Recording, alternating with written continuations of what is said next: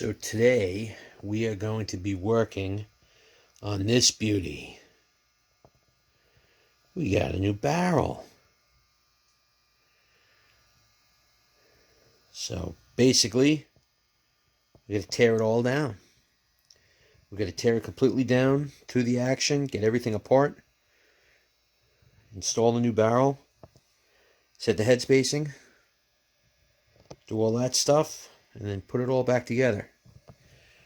And at some point, I was actually thinking about cerakoting it, but for right now, I'm going to put it back together the way it is. Black and stainless. So just to give you an idea,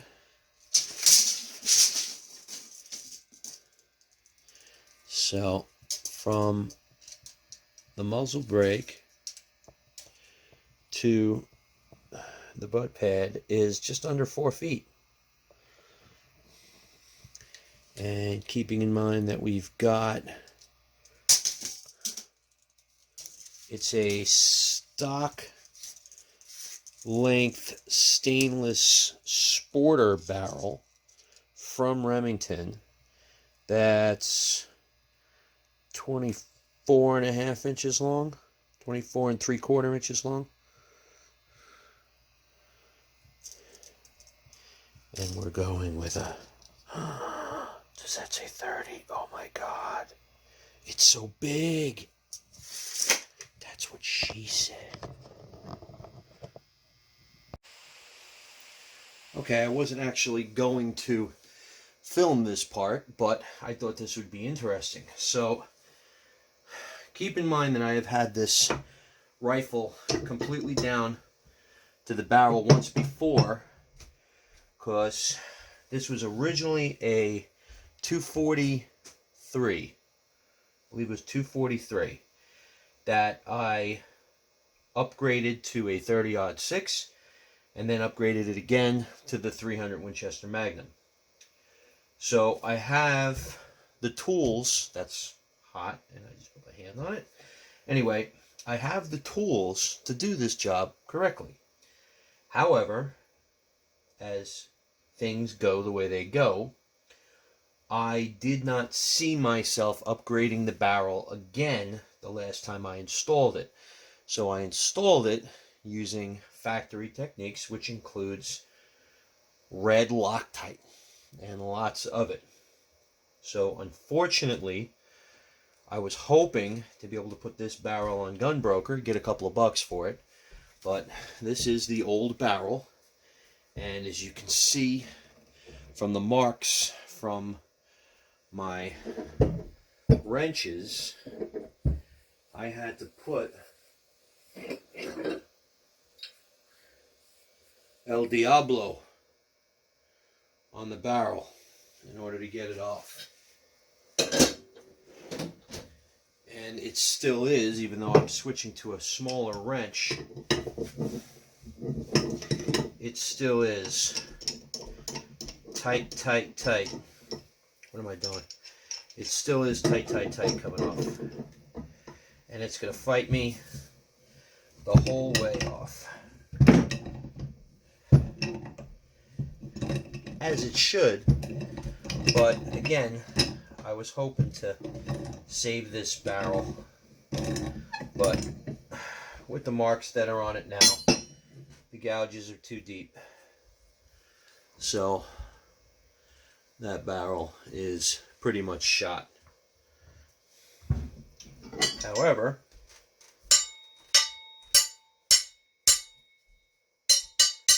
the recoil lug is still good if I can get it off. And here it comes.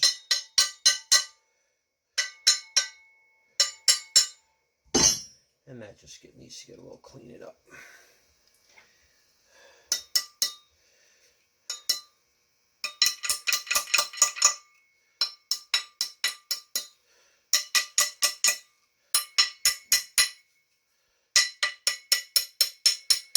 And that's got a bit of Loctite on it too.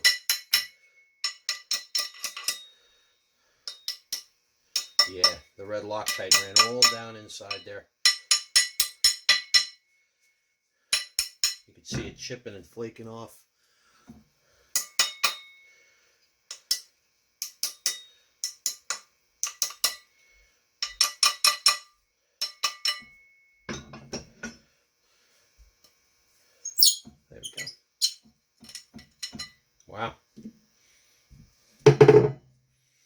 that's Loctite. Heavy duty. Alright, now I can get my receiver out from between my legs and clean this off.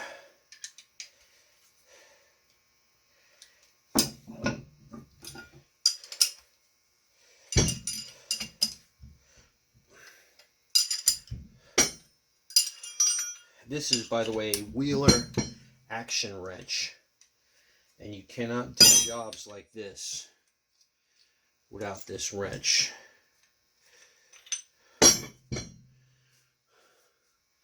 So this wrench, it's specifically designed for the Remingtons. You can see it's got the cutout for the recoil lug. So anyway, just a couple of specialty tools that I have. Seeing as how I'm out here talking about tools, in order to put the new barrel on, it's called a Remage barrel. It's machined and threaded for the Remington. However, it uses a Savage lock nut on the end. So it's very easy to set up head spacing when you install the new barrel. And I'm going to show you that as soon as I get that nastiness all cleaned up. Okay, so it's day like 200 in this build.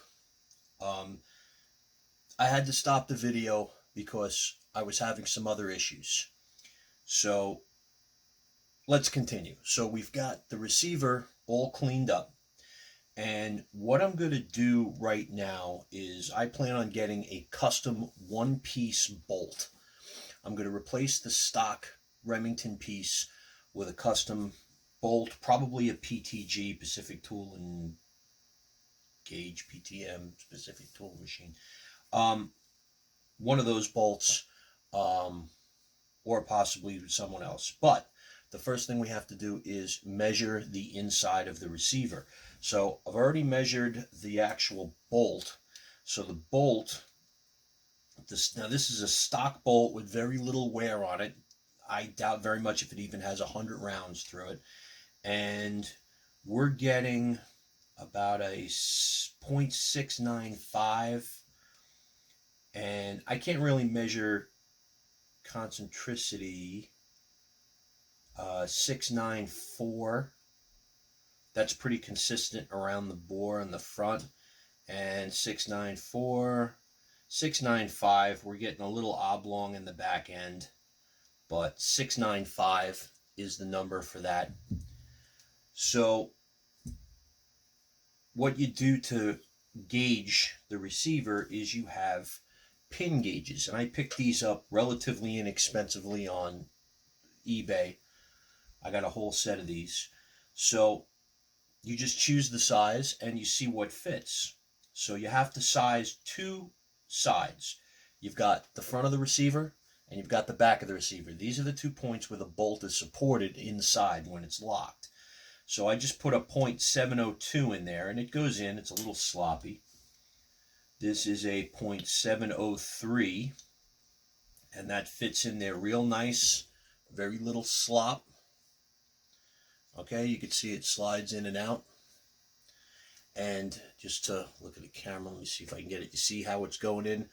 And it's right in the middle. And what you're looking at are the lugs that lock the bolt in place. That's where these pieces sit inside. So you want to get the circle. You want to get the tube size. So anyway, so this is a 703. So that goes in there pretty good. This should be a 704. So we'll go up one more thousandth. 704, and the 704 does not go in. Let's try to put it in from the inside. And the 704 does not go in. Okay, so it's 0.703 in the front. And in the back, oh, look at that. The 703 doesn't go in the back. Try it in here. No, sir, the 703 does not go in the back. All right, let's go with the 702. And the 702 slides in real nice. So we have 1/1000th of an inch difference between the front and the back supporting sections of the receiver. Okay, and what I'll do is I'll use those measurements when ordering the new bolt. So before I forget, let me write that down real quick. So I've got 703 in the front and a 702 in the rear. So what you'll do is, depending on the company that I'm going to order that bolt from, I'll probably have to take anywhere from 5 to 7/1000ths of an inch off that number, and then they will machine the bolt to that specification. So you want that little bit of a buffer space in there. The other thing I'm going to do, which I'm not going to show here, I'm just going to continue with the assembly for right now, because it could be 3 to 6 months to get that bolt, and I want to try to get this video out. I'm not going to lap the inside of the lugs on this. I'll wait till I get the new bolt, and the reason being is because if you look, I don't know if I can catch it on the camera, maybe I can get a light in there. If you look, I got a real good pattern inside this receiver, and of course my light's not working. So anyway, I got a real good pattern inside this receiver. You can't see it on the camera. Anyway, it's the contact point for the back of these lugs, okay? And the reason why you want to lap them, or you want to match the inside of the lug to the inside of the receiver, is so that you can properly set your head spacing and you have the most contact area on those lugs to take the most force and reduce flex and increase accuracy out of the rifle. So I'm going to wait till I get the new bolt before I do any type of lapping or anything like that. Okay, so to continue with the reassembly, everything is clean. I've got some grease, just some basic chassis grease onto the threads. Now, it's very important with whatever you use, whatever the manufacturer's recommendation. Remington from the factory uses a red Loctite, which I explained earlier in the video. But McGowan definitely recommends that you use just plain old grease to stop the galling on the threads. Okay, so here's how we're going to put it together. First thing first, let's get the action wrench mounted onto, or I should say, let's get the receiver mounted onto the action wrench so that we have a stable platform to set up our head spacing. And you want to make sure that bolt doesn't go all the way through. That's that. Let's try to get this as even as we can. And not to put a lot of strength into these bolts, because you don't want to deform the receiver. So I'm just going to give them a little tweak, just enough to hold it. And then let's get the barrel threaded in. Be real careful, because these are real fine threads. Okay, so let's get that barrel started, and the barrel is started. We're going to put the bolt back in.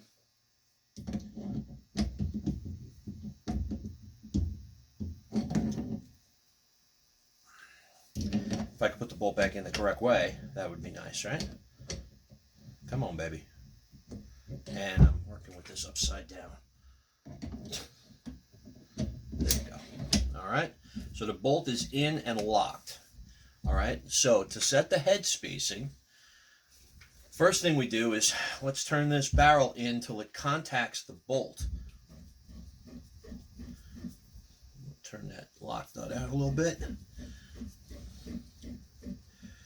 And we're going to continue to turn that. Put the locking lug into the locking lug recess. So that's in there. And then we're going to put the barrel in just, boom, just hand tight. Just like that. Okay? And that's going to give us a good starting point. Okay, just move the locking ring up.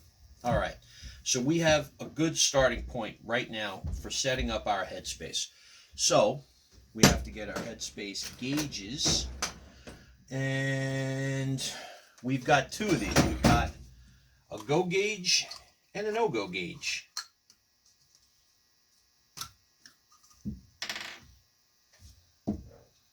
Okay, so what we're going to basically do is we've got our go gauge. So in order to set the head spacing, okay, and the head spacing is the distance between the, try to get a good view of this. It's the distance between the belt on the round and the shoulder. That's got to be a certain distance, okay? And these gauges, because the 300 Winchester Magnum headspace is off the belt, it doesn't necessarily headspace off the shoulder, we can put these in and use these gauges to actually set up our headspace. So let's get this mounted in the extractor, and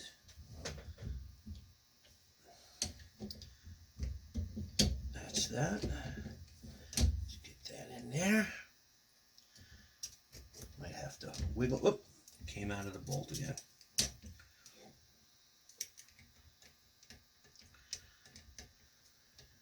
Why is it going in there?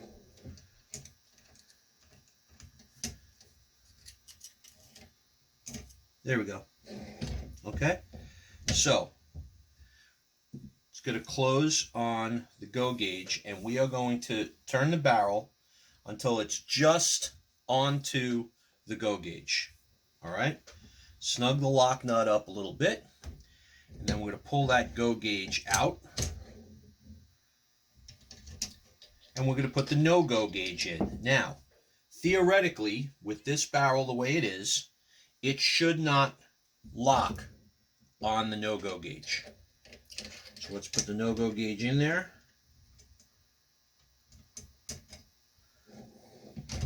That goes in, and it does not lock on the no-go gauge. Get that camera to stay in one spot, but it keeps moving back. Anyway, you can see it will not close on that no-go gauge. So if we put the go gauge back in, it should close nicely on the go gauge.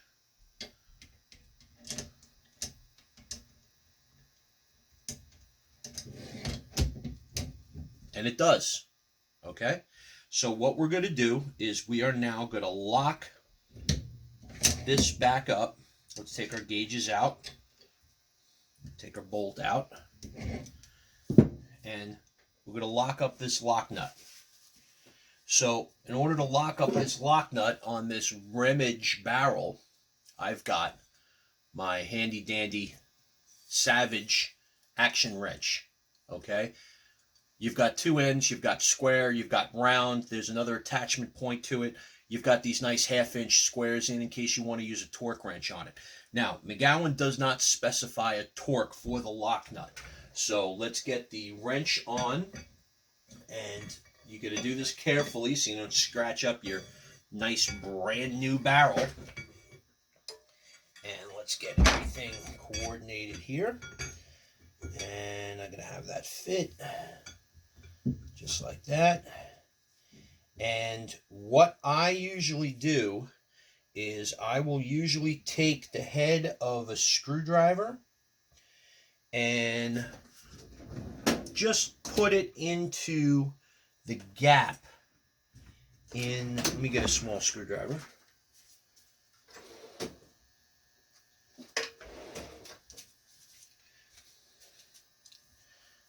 I will put it into the gap, and I'll show you as soon as I take the wrenches off, in the locking lug, in the recoil lug, so that that recoil lug stays centered, because sometimes it doesn't really always want to stay centered. Okay, and she'll move a little bit on you, so I like using a screwdriver in there. Make sure it's in the right position before I lock this down.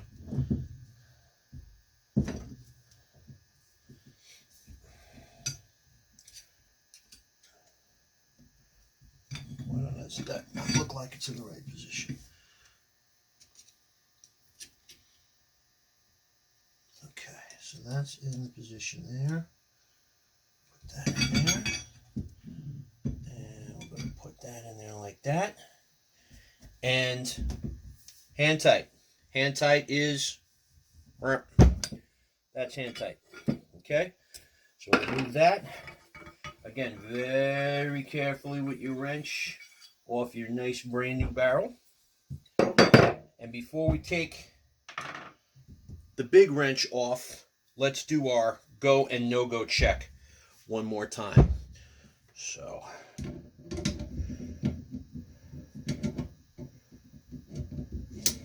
okay. So the bolt closes on its own. Let's put the go gauge in. What do we got here? Go. All right, so it should close and lock on this as if we had a round in the barrel. And it does not. Okay, which means that we're too tight. So we got to loosen this barrel up just a hair. Let me make sure I have the right one. Go. And no go. So it did not close on the go gauge. Try this one more time. Just to make sure. And this is why you have these gauges. You cannot do this job without these gauges. See, it did not close on the go gauge. So we have to loosen this up a little bit. And we're going to take a 1/16 of a turn out of our barrel.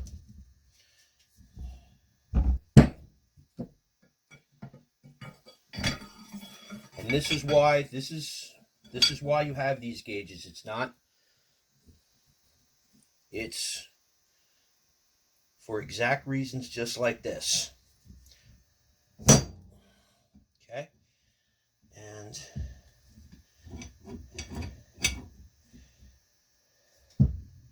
there we go. All right, I want to put that in there just to move that locking lug over a little bit.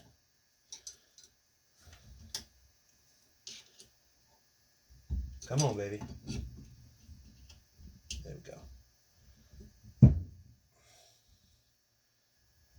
All right. And let's kind of reverse these wrenches. Give it a little.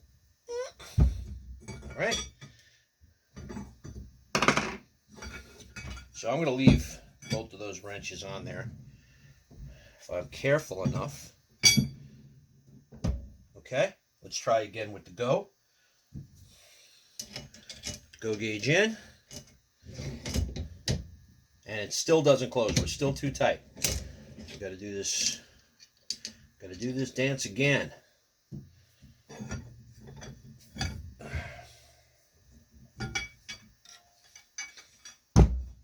And we're going to keep doing this dance until we get it right.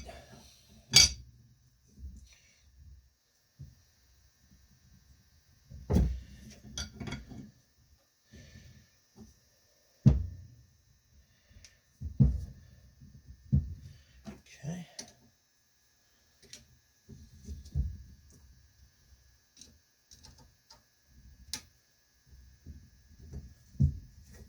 Perfect.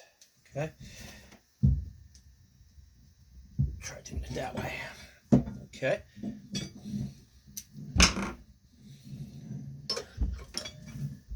And you can do this as many times as you want to make sure that you're comfortable with the head spacing on your rifle. You want it done right before you go putting it together and running out to the range and popping off and possibly breaking something or possibly having a no fire at all. Okay, so that's still a little tight. It's better, but it's still a little tight. And there we go. All right, so I am not comfortable with this, so I'm going to loosen this up again. And keep in mind, I'm doing this with the trigger in place, so you got to be careful with a lot of this stuff. Okay. So I'm going to move that barrel just a little bit. A little bit. All right. So what is this, third time, fourth time I'm doing this? I don't care. I'm going to continue to do this until I'm comfortable. Okay. So let me make sure I got my go. Whoop. Go. Mag, go. Okay. Put that in there. And she closes. Okay. So she closes on the go gauge.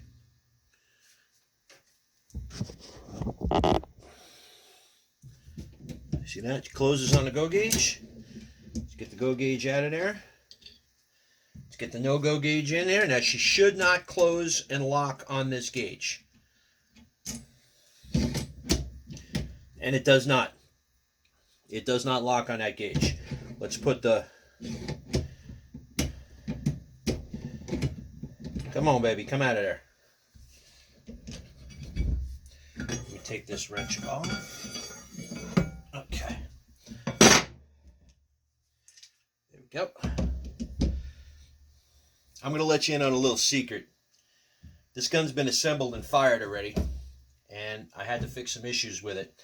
And one of the issues is the extractor in this bolt. That's the reason why I decided to get a new bolt, because the stock Remington extractor in this bolt is worn out.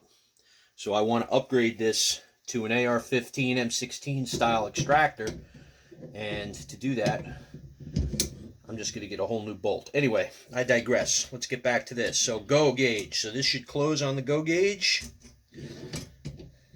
and it does. Okay, so it does. So another word about head spacing. So when I do get the new bolt, I have to go through this whole thing all over again with the new bolt, because the dimensions of the end of the bolt could be different. I could be squeezing around in. I could not have enough head spacing, which means the round will go in there tight and stick. Which, okay, again, while I'm spitballing taking this wrench off here, I did have that issue. I put a round in that was sized for the old barrel. It was not a standard size round, and it got stuck. And it was unfired. I got the bolt open, but I could not get it to extract. So what I did, after watching a lot of other videos on how to remove a live round, I ended up using grease. I did not put a cleaning rod down there. I did not do a lot of other stupid things that I've seen people online do. The best idea that I found is use grease. And I used a piece of rod that was a little bit smaller than the bore. There we go. I used a piece of rod that was a little bit smaller than the bore and a rubber cap. And I packed the bore with grease on top of the live round. And then I slowly, using a shop press, pressed the rod with the little rubber piston. So I had about maybe, I want to say I had the whole barrel full of grease, but I doubt I did, because the rod went about halfway down before it started to compress the grease. And then as soon as it started to compress the grease, just with a little bit of pressure, it very obviously popped the bullet back into the case, because the primer popped out. So the primer pops out on the floor, and I'm starting to get grease out of the end of the cartridge, which was a good thing, which meant that the cartridge was now neutralized, and I no longer had a live round inside a brand new barrel stuck.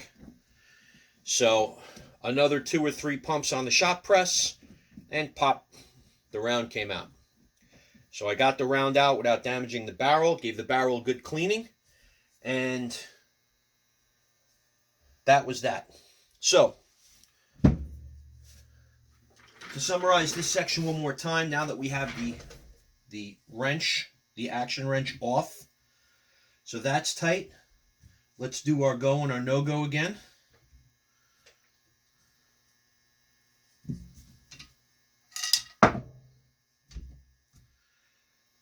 So we have our go gauge. Let's put our go gauge in there. And she closes on the go.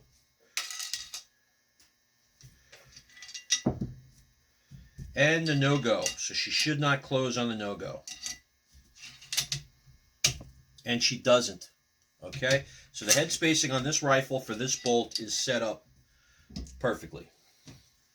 Alright, so let's put our gauges away for right now. And we'll go on to the next step. Alright, next step in the whole assembly is we've got our receiver complete. We've got a good operating trigger. Our bolt is head spaced. Safety still works. Everything works. Okay. So we have our assembled, it's called a barreled assembly. Okay.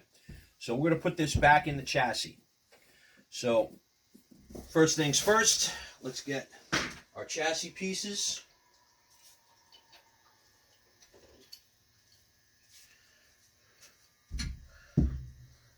All right, I don't know if I explained this before, but I'll explain it again. This is a XLR Evolution single shot chassis.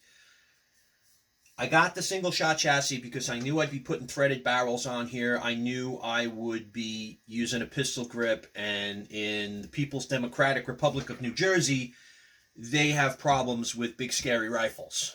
So we have to do what we have to do so that we do not get a talking to from the range officer or anybody else that might have a pet peeve about what we're doing. So anyway, the easiest way to put this chassis back on is upside down. So what I will do first is I'll put on the fore end, which is my big bench rest plate. Again, try to get it on there without scratching nothing up. Anyway, all right, then I'm going to drop this assembly in. Okay. And then our foreplate should go in, and there's a locating dowel on the chassis that locates this fore end. Perfect. Whoop, not perfect. Not perfect. There we go. Okay, that's in there good. All right. Let's start our action bolts. Now, if you're ever thinking about doing a chassis system on any rifle, I definitely recommend XLR. Okay, this is not a paid promotion for their brand. It's just something that I happen to have been using for a long time. I like them very much. I had contacted them with a problem I had with the stock maybe 5 or 6 years after I bought this chassis. Is about 10 years old now. Maybe not quite 10, but close to it. And their technical support was absolutely phenomenal. They told me what to do, how to do it, and if I couldn't get it done, call them back and they will send me replacement parts. Basically what I was trying to do is I was trying to loosen up this nut. It uses an AR-15 style stock, and it uses a fake buffer tube to mount the stock to. And dummy me had used red Loctite on a couple of them bolts, and they did not want to come out. And they talked me through how to get them out without damaging the stock, and it worked. And I was able to reposition the stock cheek piece. The cheek weld was really what I wanted to do, and I was able to reposition the cheek weld and without a problem. But like I said, XLR, I'll definitely recommend them.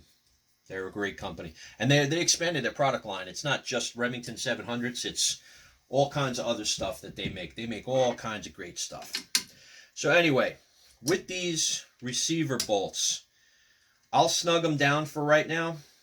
Again, I'm going to be taking this apart.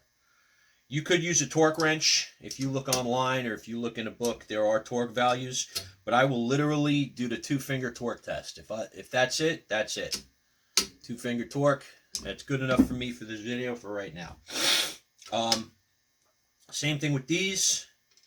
These lock this little plate in place. And that holds the fore grip with the bench rest plate and my bipod on. And I will just, again, just snap these shut.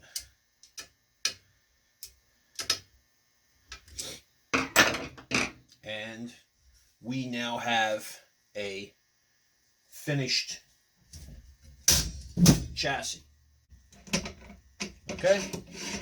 So now we have a barreled assembly in the stock. Next thing is to put the scope mount, and I upgraded the scope mount from the original one, and I got this loopholed mount that's much sturdier, has a Picatinny rail rather than the Weaver mounts that I was using on this receiver.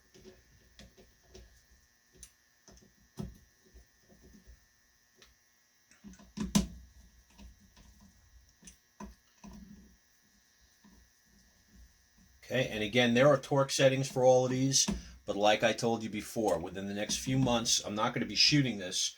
Within the next few months, I'm going to be tearing this down again so I can set the head spacing for the new bolt. Okay, so with that in place, we get the scope, we mount the scope.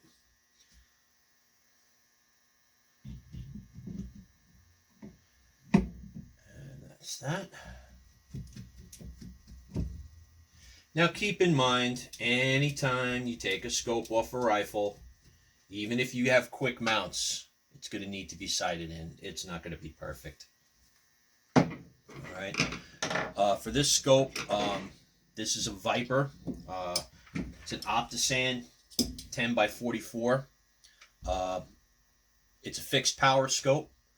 I like the knobs that are resettable to 0 on it.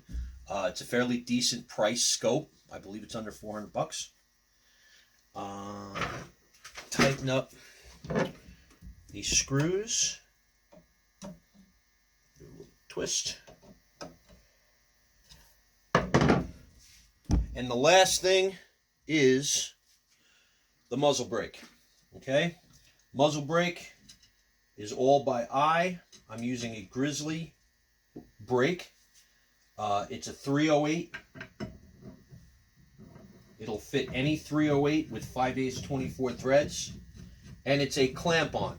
So I'm using a small crush washer just to index it, and it's all by eye. So basically right down the top of the barrel, give it a little squeech, and by eye, that should be perfect. And again, this gets a little dollop of grease on the threads, and that's it.